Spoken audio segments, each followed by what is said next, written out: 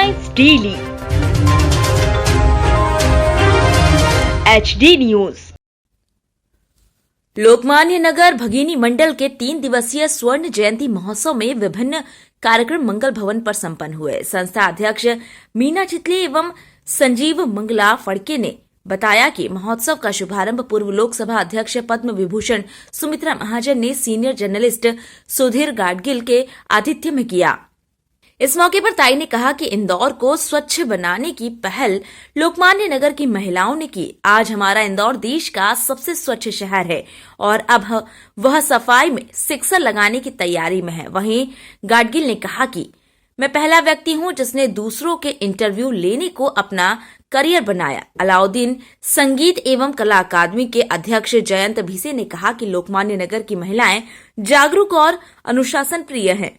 नागपुर से पधारी लेखिका और वक्ता डॉक्टर शुभा साठे ने कहा कि स्वतंत्रता वीर सावरकर को तो कारावास और काला पानी की सजा हो गई, लेकिन इस चुनौती को परिवार की 3 महिलाओं ने पूरी ताकत से झेला। सही मायनों में ये महिलाएं किसी वीरंगनाओं से कम नहीं थी।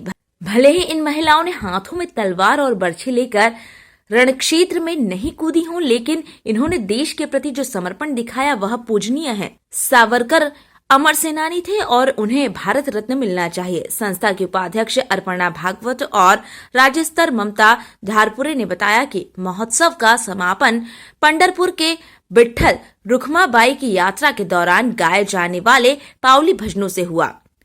वनिता लागू के निर्देशन में रत्ना केलकर, अश्लेषा पारकर, छाया मुंशी, ममता दीक्षित, निशा चिटनिस, कल्पना घोड़पारकर और गर्वित ने पाउल भजन और भारूड गाए।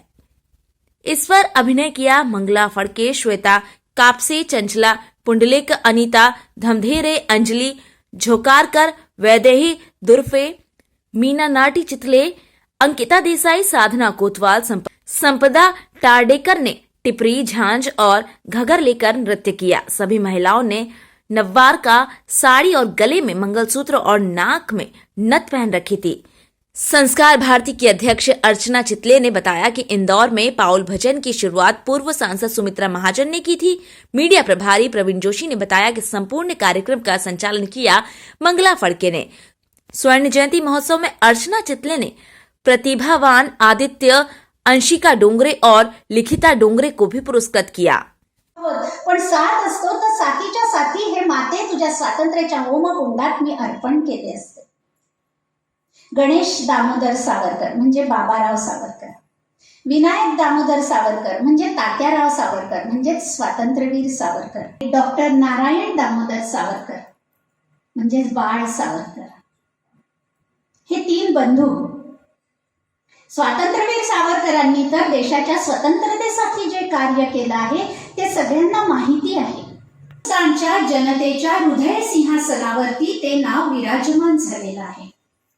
पण या 3 सावरकर बंधूंच्या 3 पत्नी त्यांनी काय केलं, ही तिघींची नावं आणि त्यांचं कार्य, त्यांचा त्याग आजही अज्ञात आहे। इतिहासात कुठेही त्याची नोंद नाही। बऱ्याच गोष्टींची तशी इतिहासात नोंद नाहीये।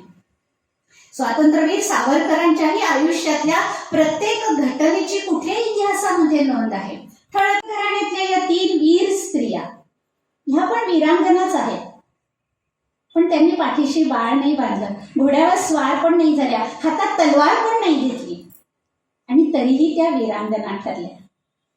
झाशीची राणी आणि ह्या 3 जणी यांच्यामध्ये एक साम्य मात्र आहे। या दोघांच्याही कुंडलीमध्ये इंग्रज नावाचा दशमग्रह ठाण मांडून बसलेला होता। में ऐसे कहा कि 3 सावरकर बंधु उन्होंने देश के लिए अपने प्राण अर्पण किए। सिर्फ पुरुषों ने नहीं किया, सावरकर घराने में जो स्त्रियां थी, उनकी पत्नियां थी, उन्होंने भी देश कार्य किया है।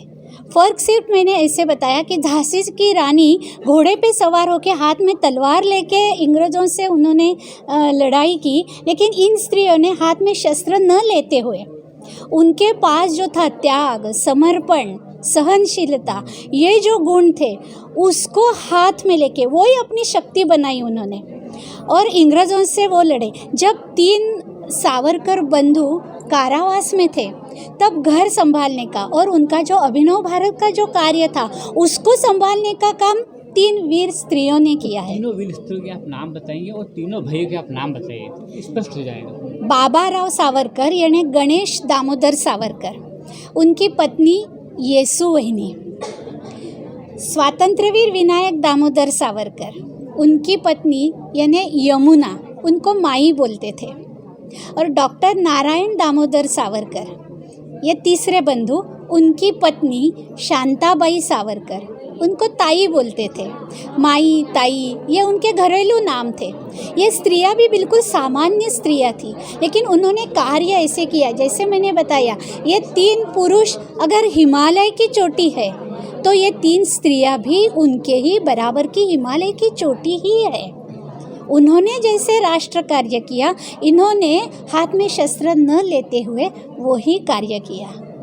आज की नई पीढ़ी को उससे क्या सीख लेना चाहिए?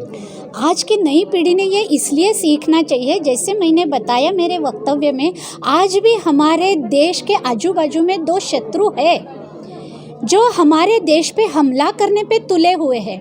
यानी राष्ट्रभक्ति, ये जो भावना है, जो वो आज की पीढ़ी में हमें उत्स्फूर्त करनी है, आज की पीढ़ी में देशभक्ति जागृत करनी है। तो इसके लिए उदाहरण, ये जिसको आदर्श बोलते हैं, ये आदर्श उदाहरण है सावरकर कुटुंब, 3 भाई और उनकी 3 पत्नी। उनका त्याग, उनका कार्य अगर आज की पीढ़ी पढ़ेगी, समझ लेगी, तो अपने आप उनके मन में भी भारत माता की जय ये बात आएगी। वंदे मातरम कहने के लिए उनको डर नहीं लगेगा और उनको पता चलेगा कि हमारे देश के जो शत्रु है, मैं भी नहीं डरती। पाकिस्तान और चीन अपने शत्रु है, अपने को पता है, उनसे लड़ने के लिए हमें सामर्थ्य चाहिए। तो अभी ऐसा बोलती हूँ कि भारत रत्न के परे है वो। अगर भारत रत्न दिया तो भारत रत्न का सम्मान है। अभी सावरकर ने खुद ऐसे बोला था कि मुझे राष्ट्रपति होने की इच्छा नहीं है, फिर भी अगर आप लोगों ने मुझे राष्ट्रपति पद पे बिठाया तो जैसे रशिया के क्रुश्चेव ने रशिया को बलाढ्य किया, वैसे मैं अपने देश को करूँगा। शस्त्र सामर्थ्य, सैनिक सामर्थ्य और अपने देश की सुरक्षा, ये कार्य वो पहले करते अगर वो राष्ट्रपति बनते, लेकिन उनके कार्य का सही मूल्यमापन नहीं हुआ। लेकिन फिर भी मैं आशावादी हूँ और मैं ऐसे बोलती हूँ कि अभी उनके कार्य का मूल्यमापन होना चालू हुआ है। जैसे कि अपन बोलते हैं, अपन ने राफेल बुलाए, अपन नए नए शस्त्र से अभी समृद्ध होने लगे हैं अपना देश। तो मैं ऐसा बोलूँ कि अभी सावरकर ने बताए हुए पथ पे चलना अपन ने शुरू किया है।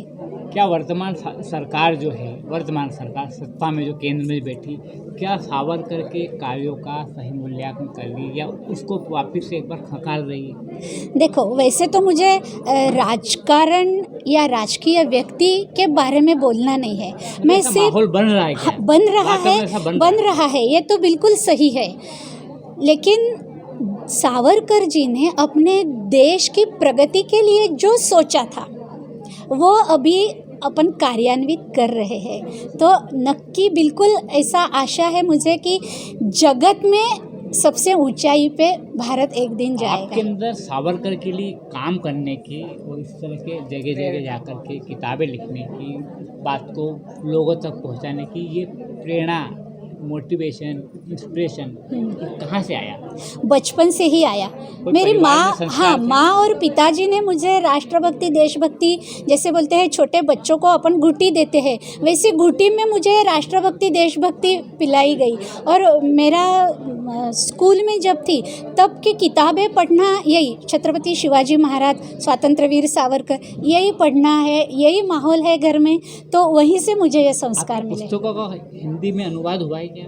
हाँ, अभी जो एक किताब है एकमेव अद्वितीय स्वातंत्र्यवीर सावरकर, अपने इंदौर के ही लेखक है मिलिंद जी दिघे, उन्होंने हिंदी में अनुवाद किया है उसका। आपको लगता है कि हिंदी का बड़ा बेल्ट है, हिंदी भाषी ज़्यादा है, तो आपकी बात को ज़्यादा लोगों तक? हाँ, मेरा भी अभी यही प्रयास है। शुरुआत की है? हाँ, ये अभी मेरा यही प्रयास है। ऐसे मुलाकातों के शुरुआत से मैं अभी हिंदी में बोलना भी शुरू कर रही हूँ। त्याग ही ये जो नॉवेल है उसका भी हिंदी अनुवाद हुआ है। फरवरी में वो कितनी किताबें आ चुकी है अभी तक आपकी? 7 बड़ी है और 21 छोटी है। आपने डॉक्टरेट काहे में की? यही सावरकर जी का वैचारिक वाङ्मय, इसी में मेरी आचार्य पदवी है। इंदौर आपका बार बार आना क्यों अच्छा लगता है आपको? अभी अच्छा लगने लगा है मुझे। सबसे पहले तो स्वच्छ सुंदर इंदौर ये पढ़ा है और वो शहर देखने का बहुत मन कर रहा है। अभी दूसरी बार आई हूँ, अब शहर देखने के लिए ज़रूर आऊँगी। इंदौर के लोग पारखी हैं, इंदौर के लोग गुणीजन हैं, शुद्धिजन हैं। मैं तो बोलती हूँ रत्न पारखी है, यानी मैं रत्न हूँ ऐसा नहीं है लेकिन पारखी है, ज़रूर है। इन्हीं के लिए खास स्पेशल रखा हुआ है क्योंकि इनका 2 महीने पहले हमने एक प्रोग्राम देखा था, उसमें हम लोग को इतना अच्छा लगा। पर उस समय एक 8-10 लोग ही लोकमान्य के वहाँ पे आए थे। हमने कहा नहीं, हमारे कॉलोनी में इनका ज़रूर रखना चाहिए और हमने ये स्वर्ण जयंती के शुभ अवसर पर लोकमान्य नगर भगिनी मंडल का स्वर्ण जयंती महोत्सव चल रहा है, उसी के उपलक्ष्य में आज कल का एक दिन तो आपने देखा ही है, आज के दिन इनको बुलाया है स्वतंत्र वीर सावरकर। आप इनका ही नहीं, कोई भी महाराष्ट्र आदमी को किसी को भी बोलेंगे तो प्रेम से आस्था से मन भरा हुआ है उनसे। दीदी ने जो बोला मंच पे, सुबह से आई नागपुर से और स्वतंत्र वीर सावरकर जी के बारे में बताया, बहुत अच्छा लगा। जो हमने पढ़ा था उससे भी हमको बहुत सीखने को मिला और ऐसा लगता है कि आजकल के बच्चों को ये बहुत बताने की बहुत ज़रूरत है और जो 75 साल पहले होना चाहिए था वो आज हमारी मोदी सरकार कर रही है और करेंगी। हमारा साथ उनके साथ रहेगा और वो बहुत आगे सावरकर जी के काम को आगे करे कि उनके आत्मा को हमेशा के लिए शांति मिले। रोमांचकारी जो इतिहास या जो स्वतंत्रता सैनिक या जिनकी आहुति हुई है उन लोगों के बारे में जानकारी नहीं है, वो जानकारी उन्होंने उपलब्ध कराई। अच्छा, भगिनी मंडल के बारे में कुछ बताइए आप। लोकमान्य नगर भगिनी मंडल 50 वर्ष पूर्ण हुए, उनको विशेष रूप से बधाई देने में यहाँ आज आया। किसी भी सार्वजनिक संस्था के 50 वर्ष पूर्ण होना ये बहुत बड़ी बात है और सतत काम करते हुए इन्होंने अलग अलग रचनात्मक काम किए हैं और विशेष रूप से ये सारी महिलाएं निस्वार्थ रूप से काम कर रही है। इनकी अपनी एक लाइब्रेरी है, इनका अपना एक भवन है, गतिविधि भवन है और इन सब बातों को वो शहर में रचनात्मकता फैलाने का काम कर रही है।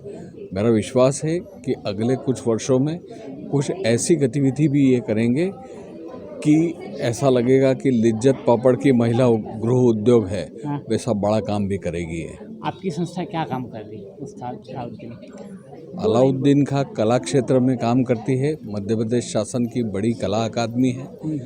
प्रदेश में जो जो ड्राइंग, पेंटिंग, नृत्य, गायन, शास्त्रीय गायन अकादमी विशेष रूप से अकादमिक काम करती है, उसका अकादमिक पक्ष जो है उसके लिए विशेष रूप से प्रयासरत रहती है।